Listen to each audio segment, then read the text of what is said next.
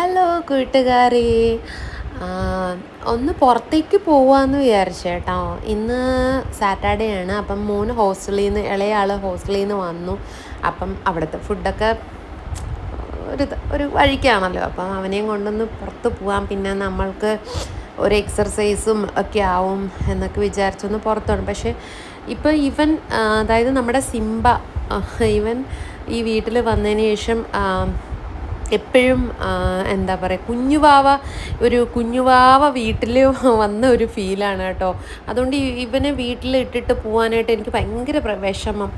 അങ്ങനെ ഇപ്പം നമ്മളിങ്ങനെ ഇതിനെക്കുറിച്ച് ഗൂഗിളിലെല്ലാം സെർച്ച് ചെയ്തപ്പോഴത്തേക്കും പൂച്ചക്കുട്ടികൾ വിചാരിക്കുന്ന നമ്മൾ പുറത്തു പോകുമ്പോഴത്തേക്കും നമ്മൾ ഹണ്ടിങ്ങിന് പോവുകയാണ്. അപ്പോൾ തിരിച്ചു വരുമ്പോൾ ഇവർക്ക് എന്തെങ്കിലും നമ്മൾ ട്രീറ്റ് കൊടുക്കുമ്പോൾ അവർക്ക് ഭയങ്കര സന്തോഷമായിരിക്കും കേട്ടോ. അപ്പം എൻ്റെ മനസ്സിൽ ഞാനിങ്ങനെ വിചാരിച്ചു, തിരിച്ചു വരുമ്പോൾ ഇവന് എന്തെങ്കിലും ഫസ്റ്റ് ലുലുവിൽ പോയി ഇവൻ്റെ ട്രീറ്റ് തന്നെ മേടിക്കാം. അവിടെ പെറ്റ് ഷോപ്പുണ്ട്, ഫുഡ് കോർട്ടിൻ്റെ ഓപ്പോസിറ്റ്. അങ്ങനെ പോയി മേടിക്കാം എന്ന് ഞാൻ വിചാരിച്ചു. പിന്നെ മറന്നു പോവുമോ എന്നൊരു പേടിയുണ്ടായിരുന്നു. പിന്നെ നമ്മുടെ തിരുവനന്തപുരം നഗരമൊക്കെ എന്ത് അടിപൊളിയായില്ലേ. ഇന്നാണ് ഞാൻ ശരിക്കും ഒന്ന് വിശദമായി കണ്ടത്. അതൊക്കെ പോട്ടെ. അങ്ങനെ ഞങ്ങൾ എന്താ പറയുക, പോയി എന്തെങ്കിലുമൊക്കെ ഫുഡ് മോന് മേടിച്ചു കൊടുക്കണമല്ലോ. പിന്നെ മോന് മേടിക്കുന്നതിൻ്റെ കൂട്ടത്തിൽ എനിക്കും കഴിക്കാമല്ലോ. നമ്മൾ പിന്നെ ഞാൻ ട്രീറ്റ് പോയി മേടിച്ചായിരുന്നു കേട്ടോ. മേടിച്ച് വെച്ചിട്ടുണ്ട്. പിന്നെന്താണ്, അങ്ങനെ ഹസ്ബൻഡ് ഹൈപ്പർ മാർക്കറ്റിൽ പോയിട്ട് ഫുഡൊക്കെ മേടിച്ചുകൊണ്ട് വരാമെന്നൊക്കെ പറഞ്ഞു. പിന്നെ കുറച്ച് എല്ലായിടവും ഒന്ന് കറങ്ങി കുറച്ച് ഷോപ്പിംഗ് ഒക്കെ ചെയ്തു കേട്ടോ. അത് കഴിഞ്ഞിട്ട് അതിൻ്റെ വീഡിയോസൊന്നും എടുത്തില്ല, കാരണം ഞാൻ തന്നെ വീഡിയോ എടുക്കണം, പിന്നെ ഞാൻ തന്നെ പർച്ചേസ് ചെയ്യണം. അപ്പം എല്ലാം കൂടി നടക്കില്ല. പിന്നെ ഈദിൻ്റെ പ്രമാണിച്ച് അവിടെ ഇങ്ങനെയൊക്കെ അലങ്കരിച്ചിട്ടൊക്കെ വെച്ചിട്ടുണ്ട് കേട്ടോ. പിന്നെ നിസ്കരിക്കാനൊക്കെ ഉള്ള എല്ലാ സെറ്റപ്പുകളും ഒക്കെ അവിടെ ഉണ്ട്. തിരക്കുണ്ടായിരുന്നു ചോദിച്ചാൽ തിരക്കുണ്ടായിരുന്നു. പിന്നെന്താണ്, പിന്നെ ഞങ്ങൾ അങ്ങനെ കുറേ വെയിറ്റ് ചെയ്തപ്പോൾ പുള്ളിക്കാരൻ വന്നു. ഹൈപ്പർ മാർക്കറ്റിലെ ബില്ല് ചെയ്യാൻ നല്ല തിരക്കായിരുന്നു എന്ന് പറഞ്ഞു. പിന്നെന്താണ്, അങ്ങനെ കുറേ നടന്നു കേട്ടോ. അപ്പോൾ ഒരു എക്സസൈസും ആയി. ഇവിടെ ആർക്കും പൂച്ചക്കുട്ടീനെ ഇഷ്ടമല്ലായിരുന്നു കേട്ടോ. പക്ഷേ ഇപ്പം എല്ലാവരുടെയും മനസ്സ് അവൻ കവർന്നു എന്ന് തന്നെ പറയാം. ഞാനവിടെ ഇരിക്കുന്നെങ്കിൽ ഇടയ്ക്കിടയ്ക്ക് ഞാൻ എൻ്റെ പൂച്ചക്കുട്ടിയെ ഇങ്ങനെ പറയുന്നുണ്ട്. അപ്പോൾ ഫുഡൊക്കെ വന്നിട്ടുണ്ട്.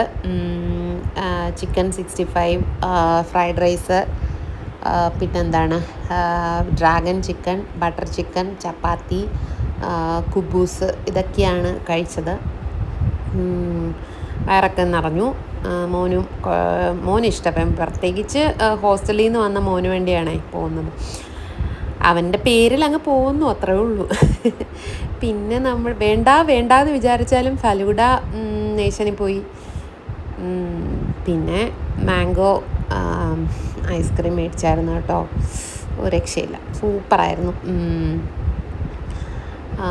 ഡയറ്റ് ചെയ്യാം, വണ്ണം വയ്ക്കും എന്നെല്ലാം എൻ്റെ മനസ്സിലുണ്ടായിരുന്നു. പക്ഷെ എന്ത് ചെയ്യാനാ, ഇതൊക്കെ കണ്ടു കഴിഞ്ഞാൽ കൺട്രോൾ പോയില്ലേ. വേണ്ടാന്ന് വിചാരിച്ചതാ.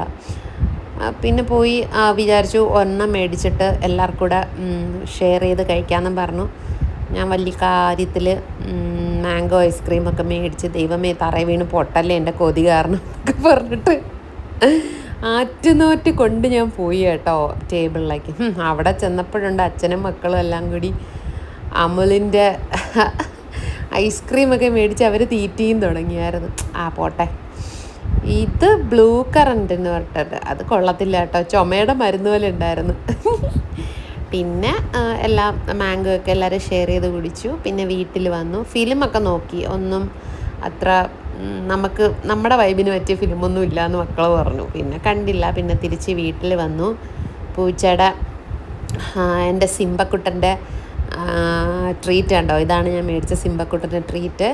പക്ഷേ അവന് നല്ല ഇഷ്ടമായി കേട്ടോ ട്രീറ്റ്.